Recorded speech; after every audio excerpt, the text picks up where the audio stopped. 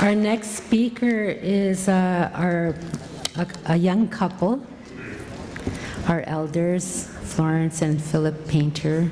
And I've known them for many years, as many of you probably have known them if you have the fortunate experience to meet them being in Manitoba and Winnipeg.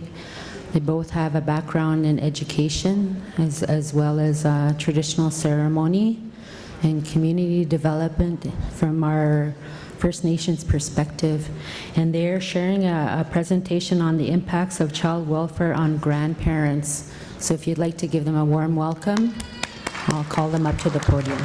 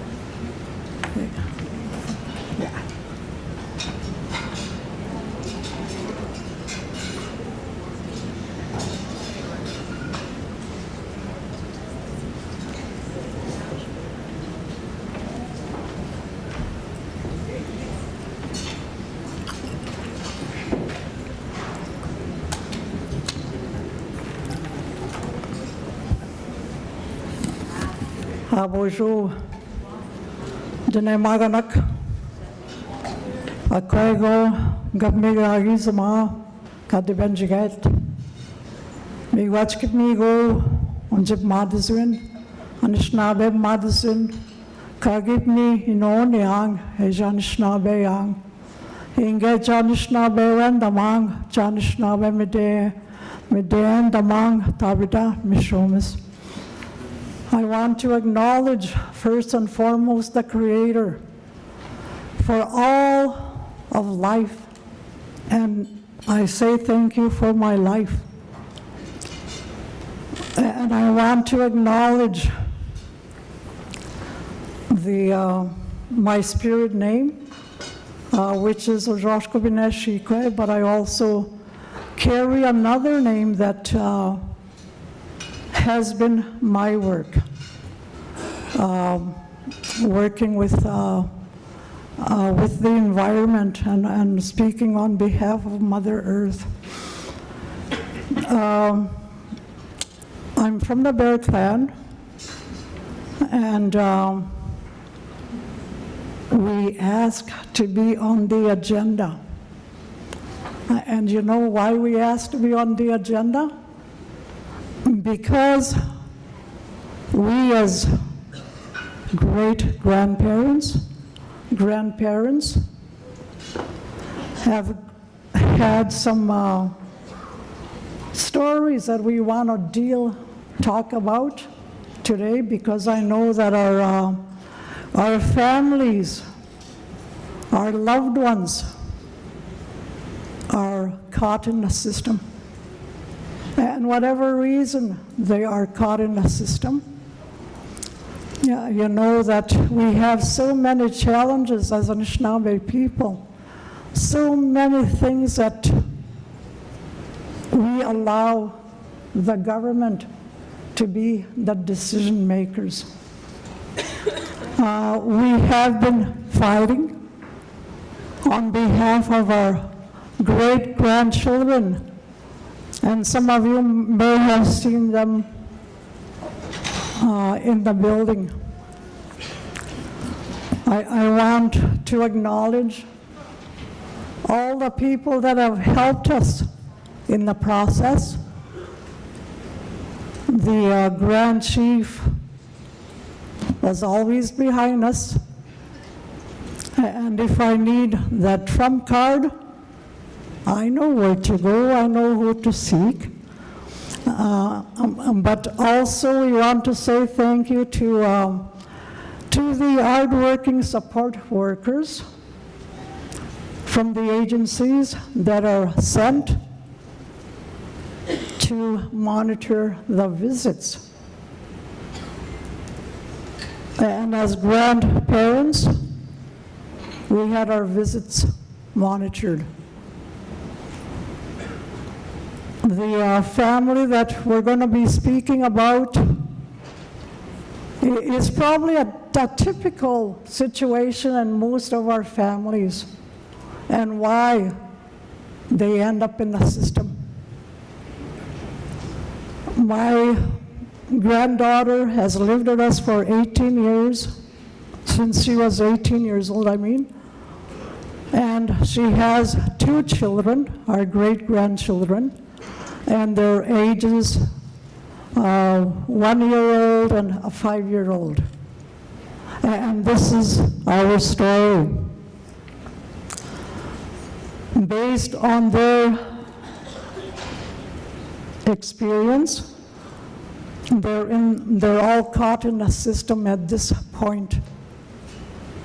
And we have advocated, we have spoken, and will continue to speak on behalf of our children. Not only mine, but everyone else's. So when I called Cora, you know, Cora, we are your advocates. We are your voice. We have an experience, a reality that we are experiencing ourselves as grandparents. So the title of the presentation is the CFS system and the impacts on grandparents. Of course, any of our family members are going to be impacted. We can look at all of our families and know it's going to impact all of us and all the people that we know and we care for and we love. In April of 2019, I was hospitalized. I went in with a complaining about a sore stomach. And when they were processing me, I guess they found some irregular heart readings, you know.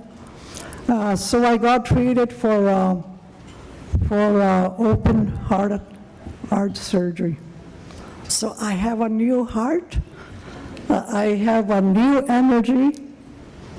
And because we are proud to say that yesterday at 4, my grandchildren, great-grandchildren were brought home. So they're here.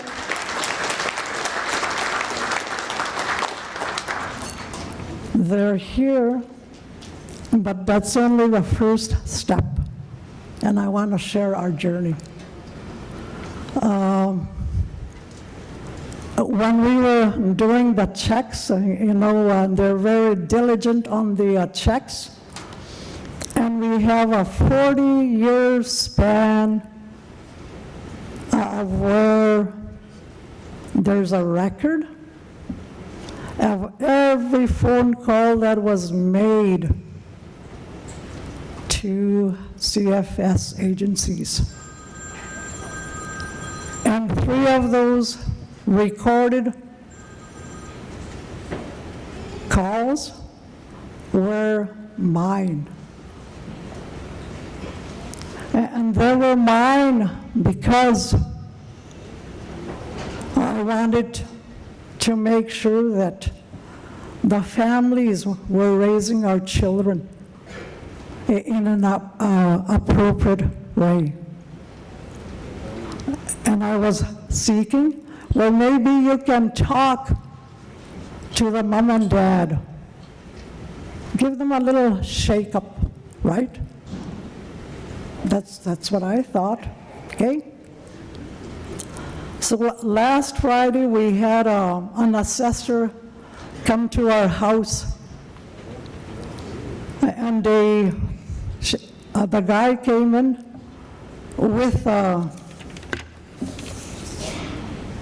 page and a half of our involvement with organizations, maybe for counseling that we had sought, and maybe because of cases that were open and cases that were closed. It gave me a reality check. And after the assessment and after the assessor left our house, I sat there so totally depleted. And my husband was sitting by the love seat, and I said to him, "My love," I said, "I think we just blew our chances of ever getting our greats back with us. Just blown off the water because of all the history of my family that has been recorded." I know it's important for checks. They're important because we have multi-layers of trauma that has happened to our people.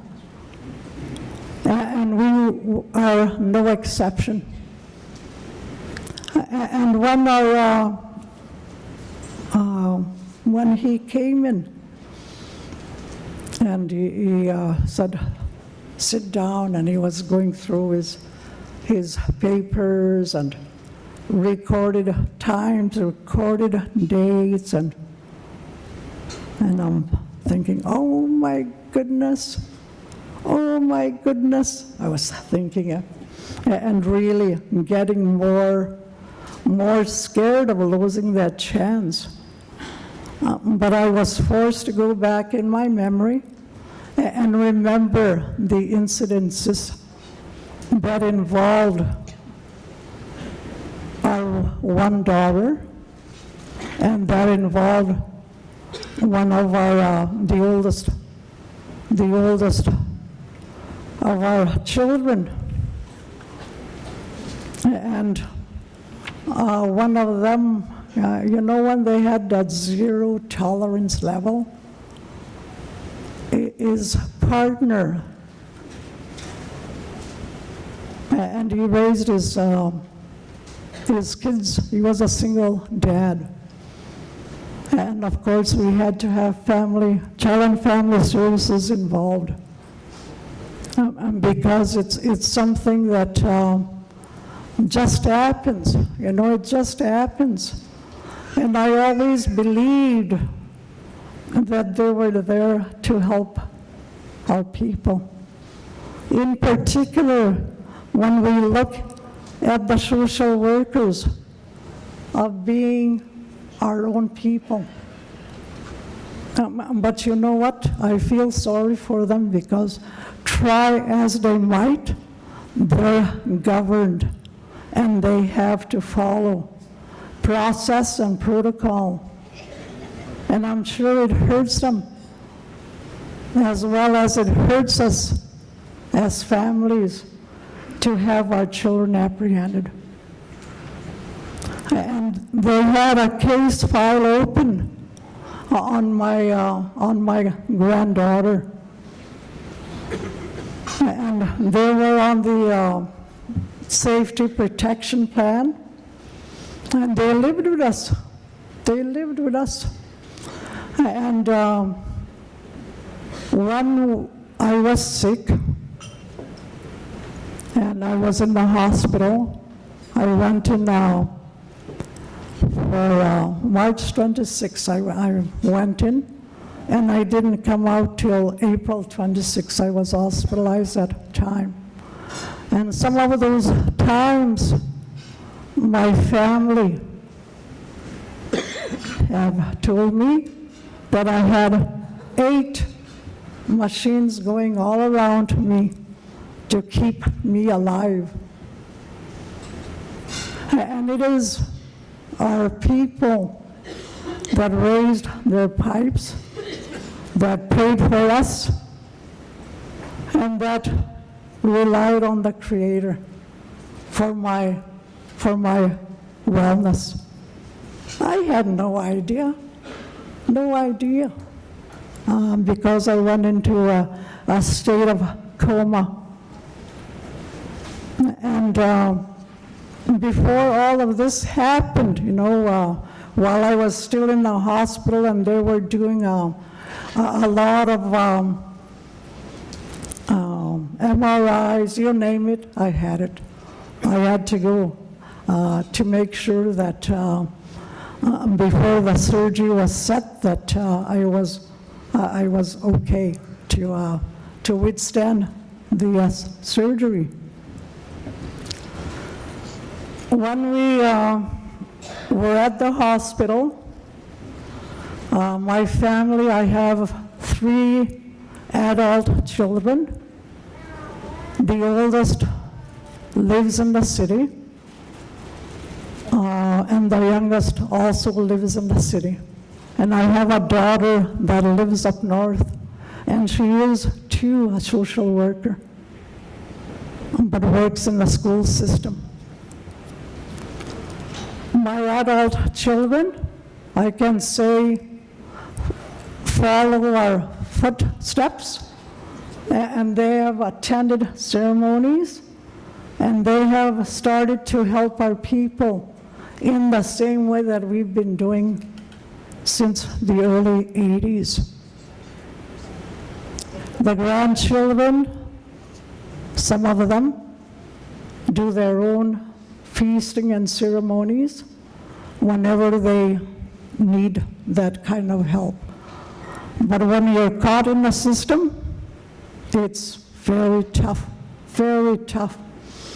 And apprehension happened early April. And it was a decision that we as a family decided. My son is a single parent, and he lives on his own, and he's paralyzed one side, so I know he was totally out of the question. My daughter that lives in the city is a child care provider, but they would not even consider her because she was in a 1-bedroom apartment. She's finished raising her children.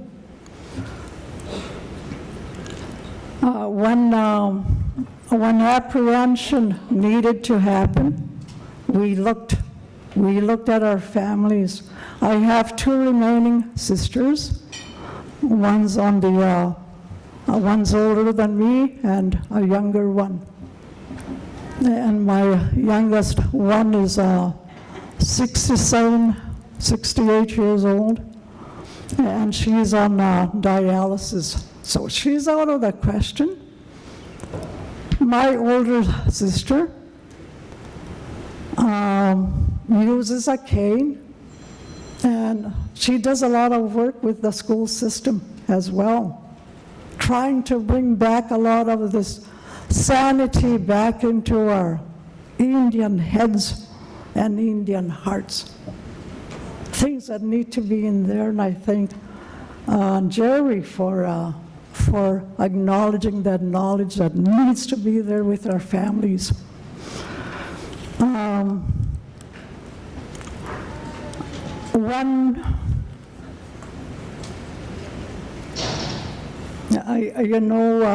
I say thank you to the support workers because it was the support worker, how they keep track of all the visits, monitor what is discussed, what we talk about and all that. That's all monitored. And I was so happy she was there because when my little girl, you know, the 5-year-old, she was, we were sitting down coloring and just as a matter of fact, you know, just coloring. And she said, Aniko, I was coloring. And my auntie, who was the foster mom, said, came and grabbed her paper, and she said, slapped me on my hand, and she's reenacting everything that was done to her, right? And the minute or the second that she was telling us about the inappropriate discipline, the support worker was already calling the social worker. So we have some things that are happening that are also good once your children are in the system.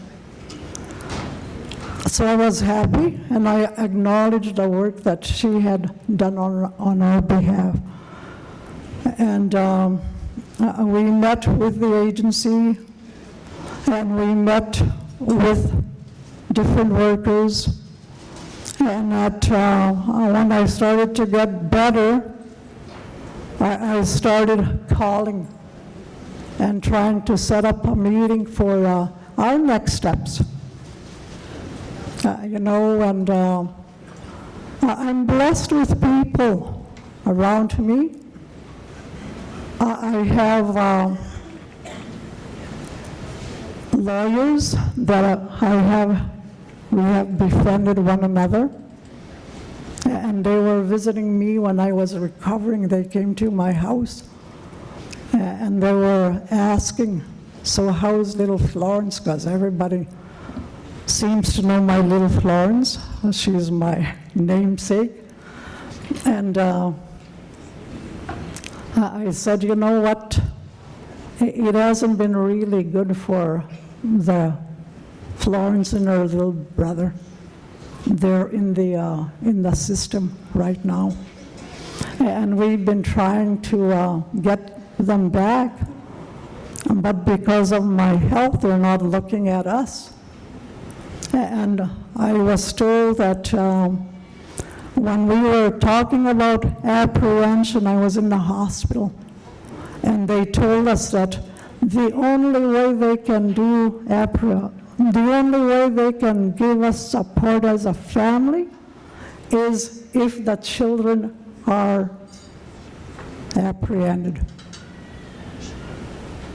And what a big mistake we made.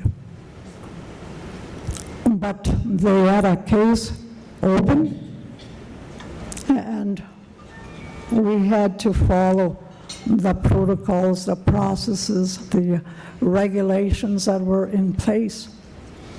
And at the time of apprehension, they told us that the parents had to be out of the house and couldn't be there. Parents were left homeless for about 3 months because and I couldn't understand that. You know, the kids are not going to be at home, so why would you make us send our parents to go live out on the streets and couch serve wherever they could find a spot? And the case plan that was provided is just like this, right? In point form. And one of the things in the case plan was to find a place where they could be. They found a place, it was a house, and it was $1,200. And in the meantime, the parents have gone from depression. They've gone through being in trouble with the law. the father of Tay, and he now is waiting for trial. And he's saying that he's innocent. He was at a place at the wrong time. But he has to wait. And I hear the systems are really backed up now. The mother moved back with us. She can afford a $1,200 on her own, being single. So she lives with us, and she has never missed an appointment to go visit our children, our grandchildren, which was first in the office, limited to 2 hours a day, 2 hours every 2 weeks. And then in the last month, we were allowed to have visits at our house, but interchanging from our home to the office. And at those times, there would be a support worker to come and supervise the visit. You know that when she told me about the inappropriate discipline, she was re-traumatized because she had to repeat her story at least 2 more times. And the sad part is that I would have thought that, here, take your children. We know who you are. We have respect for what you do. But that wasn't even a consideration. So we tried our best. We tried to advocate on our own, working with different people at different times, and Cora, the child advocate, helped us navigate, helped us with supports in how we can take a full page of conditions and chunk it into little workable pieces, so it's not so overwhelming. You know, because if you give them a full page, and I could see reviewing her case plan, which we had trouble trying to get access to as well. And it had changed because it had gone from the other program to the other one. And in that process, we also lost the person that was helping the family with their issues. And I said, like I said, was a good plan. We were part of that plan.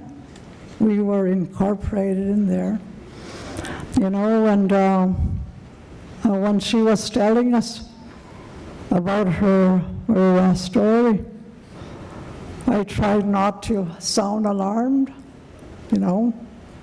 And I said, does anything ever happen to your little brother? And she said, yes. My uncle yells and screams at him when he cries.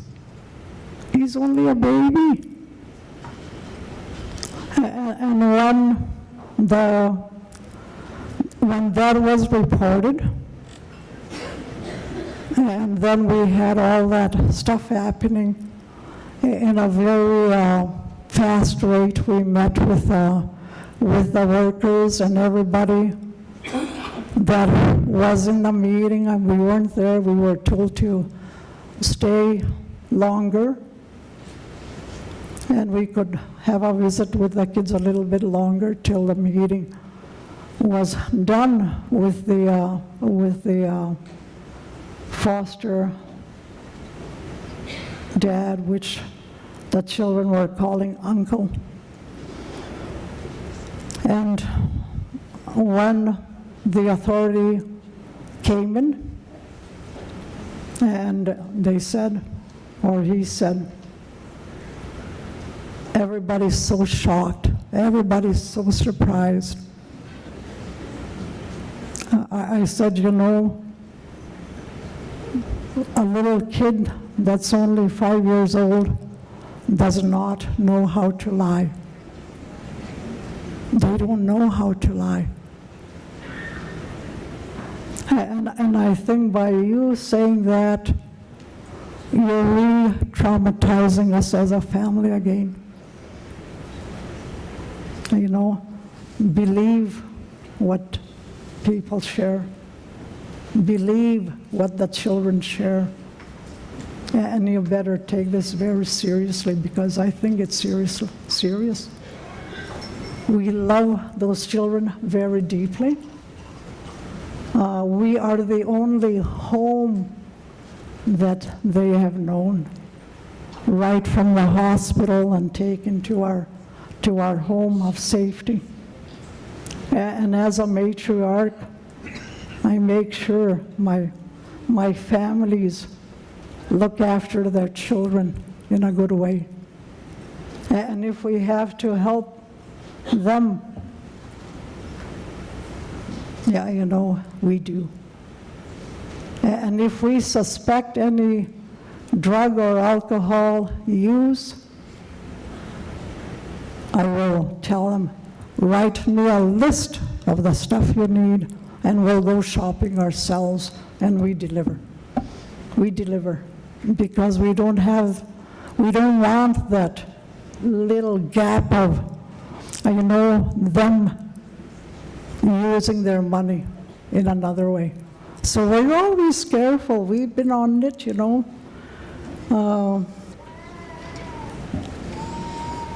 You know, one of the other traumas that I want to share is that and they did meet with the foster dad while we were at the agency, and they took them back to the same place.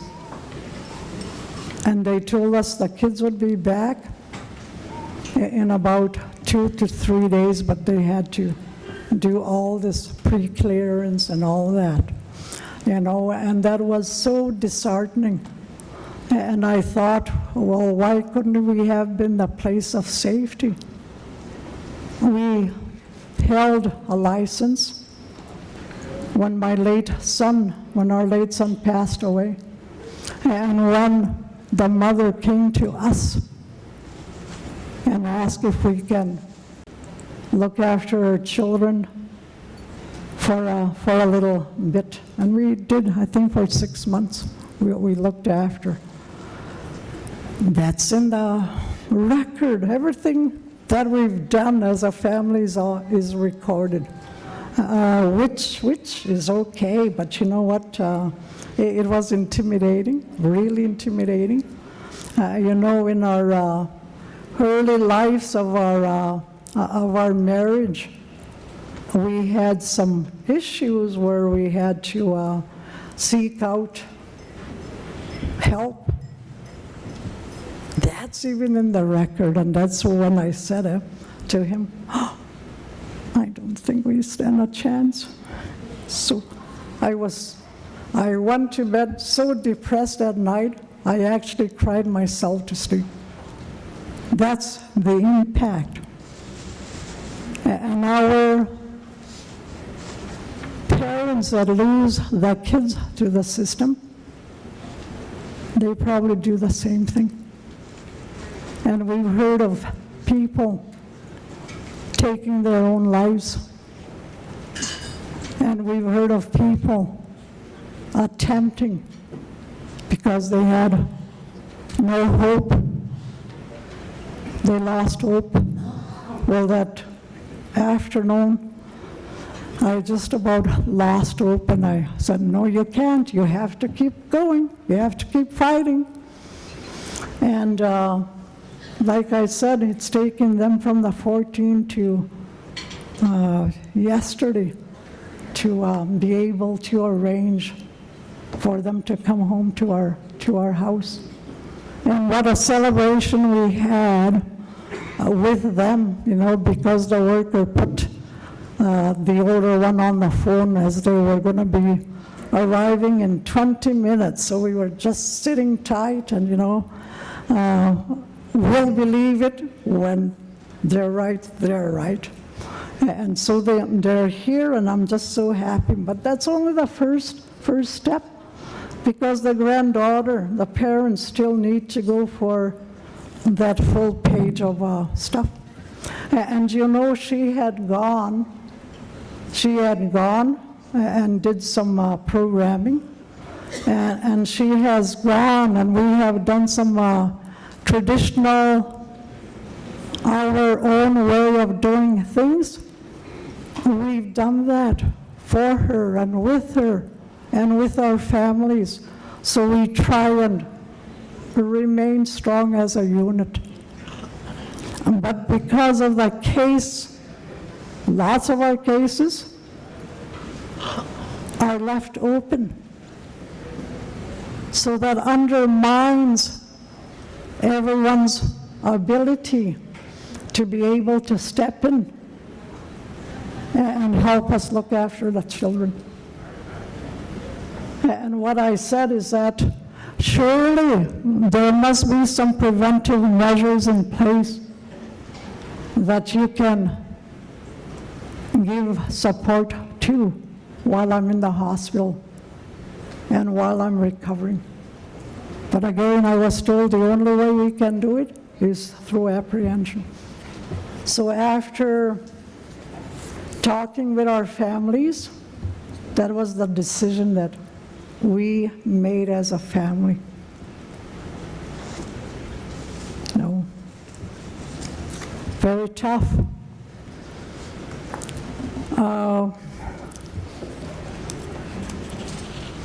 I just need to make sure that I'm covering my little notes here. As a great grandmother, I have always advocated for my families. I initiated most of the meetings that happened, trying to get our greats back. My phone calls, my text messages, my whatever I could do went unnoticed. I called for the presence of the advocacy office, and I was so sad because you know what, they weren't allowed to come into the agency. An advocate not being allowed to go in. I think as agencies, you need to know that's important and very critical. So when families come there with advocates, you better accept the advocate, because sometimes, you know, we're too closely emotionally involved with our own that sometimes it's hard, and we need that support. And we had needed that support, and we got that support. And I really appreciate our Grand Chief, Cora, the agencies that were really trying to help us, our own people that are caught in the system. And I think the bottom line is that, you know, it's hard to relinquish $70,000, $80,000 job, right? Yeah. I gave up an $80,000 job when I retired, so I know how it feels. I know we have to make a lot of adjustments, you know. We have You know that it was mentioned that these gifts of our children are only on loan to us. So we have to look after those gifts. And in my illness, you know, on the day that apprehension happened, we had made recommendations that the children be kept together. The children, if we needed to separate them, the little one is going to go with the paternal great-grandmother. And she was disallowed because she had a case open as well. My niece stepped forward, and she works in the system too. She's in the CFS. And she said, I will look after little Florence, auntie. And we had the freedom to visit Florence every weekend, and we did that. If I couldn't go, he would go with the remainder family members that wanted to go. You know, in this process, my little guy received a name, a spirit name, and by being involved, they were supposed to be home on Monday, so there was a lot of uncertainty still there. And then I kept calling all different times whenever we had breaks to find out, well, when are they coming home? Is anyone gone to pick them up? And Monday I was told there wasn't anyone that could make that journey to bring them home. So we had to wait another day. And you know, for you that have gone to residential school, you know, on the last day when we would be in residence, there's this excitement. Nobody sleeps, right? And nobody sleeps. Yeah, I know you know. Yeah, because we've all experienced that. Just so happy to get home. Just so happy because we'd be going home the next day. I don't think any of us slept. That's how it felt. That's how it felt. 2 nights of that old sad feeling of knowing that they're going to make it home. And you know what? I never gave up. We never gave up as a family. And I don't think we should give up. You know, the legalization, litigations that exist don't benefit us. And I think there were lots of speakers that spoke about our sovereignty, a lot of speakers that spoke about our need to stand together and move forward. You know, even as social workers, I always think and say to people, think from your heart, Anishinaabe heart, Midday heart, Midday mind, you know, and we would never lose sight.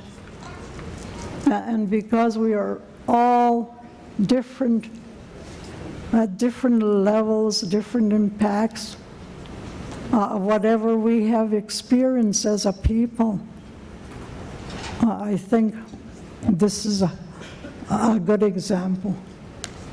I know people might think that, oh yeah, she's very well educated.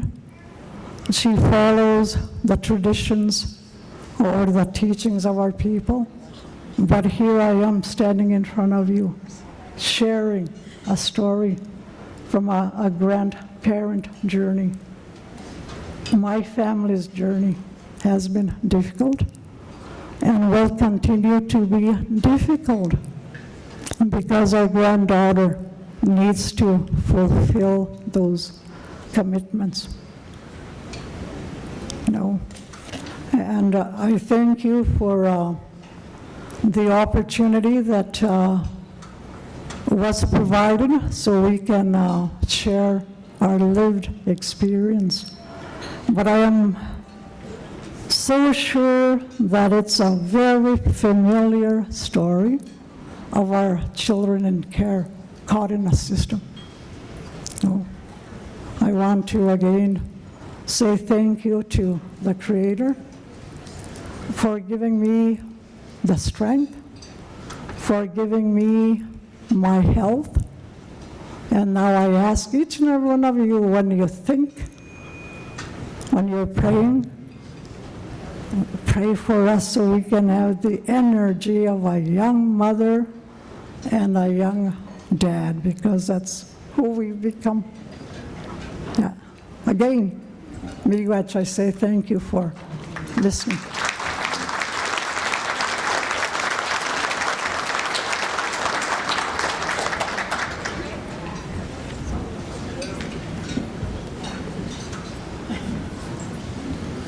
That was 56 minutes. So I'll have to match that.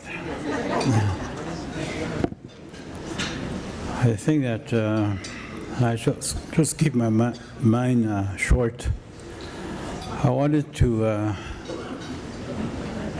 say that traditional child rearing has been in place for a long time. At my reserve in Norway House, I saw it in the 50s when my older brother and my cousin were raised by my grandfather and my grandma. And I used to envy them because they were always getting new clothes and popcorn, but I'm doing the same thing to my grandchildren. Our first grandchild, we raised him until he was 5. And one night, our grandson said, "Grandma, I love you, but I want to go home, back to my mother." So my wife wanted me to take him home right away. That was about midnight. So anyway, I convinced her to wait. And he went back so that he could go to school. And I want to talk about spirit names, because that's where we get our strength from. My name, Okimapinesi, tells you that I am boss, I am king, like of my home. You can ask my wife, with her permission, she'll tell you I am king. But that name more or less tells you what you're going to become. Your spirit will be the one to talk to the medicines that you pick, to the spirits that sit in the 4 doorways. When they hear your name, they will come and they will listen to you right away. When my great-grandchildren were taken from home, I did not give up. I prayed for them every morning. In the morning, I would face the grandfather's son, and I would talk to grandfather, and I would talk about my great-grandchildren. My little Florence, her name is Hokumapinesi Kwe, and my little grandson, great-grandson, his name is Makati Kinu. And as soon as he was named, that's when we saw the light, I guess, that they were going to come home. We never lost hope. Just like my nephew, Jason, his name is Petuitang. He received that name in ceremony. And Petuitang, like, you're going to be hearing about him. His teachings will be known all over. And he was sitting here somewhere, Jason Whitford, but he's well known already. The work that he does is good.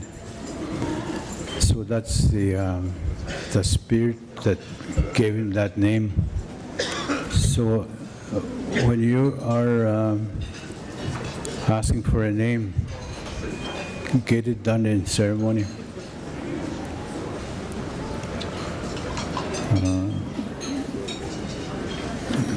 One of my grandsons working in Towson at a pizza place, when he was born at a women's center, they told us, take him home. He's gonna maybe live 2 weeks, and then he can die at home, or else you can leave him here and let him die here. So what are you going to do? So we told the doctors, give us our grandson, and we'll take him home with us. So we took him, got some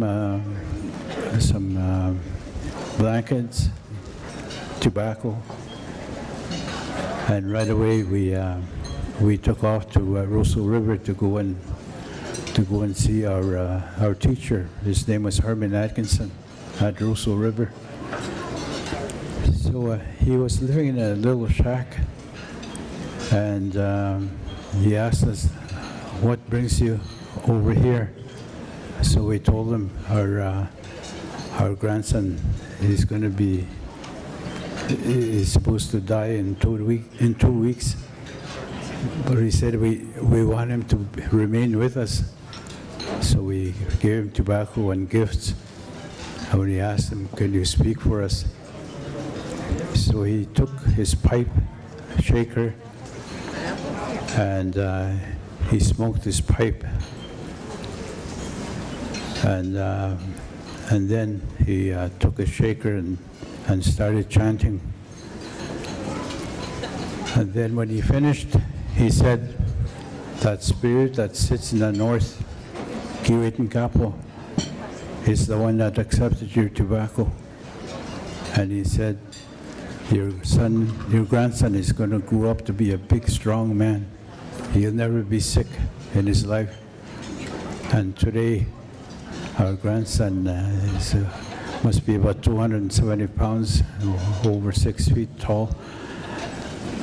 And just like Herman said, he's 28 years old now, I think. But the names that you get will give you that what you need, and that's what we did with our great-grandchildren. Just wanted to share that with you. I know you must be hungry. Hey, go say.